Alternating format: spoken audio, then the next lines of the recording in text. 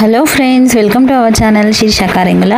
ఈరోజు వచ్చేసి birthday vlog పెడుతున్నా. మన ఛానల్లో ఎక్కువ బర్త్డే వ్లాగ్స్ ఎక్కువ ఉంటాయి, ఎక్కువ చూస్తున్నారు కూడా.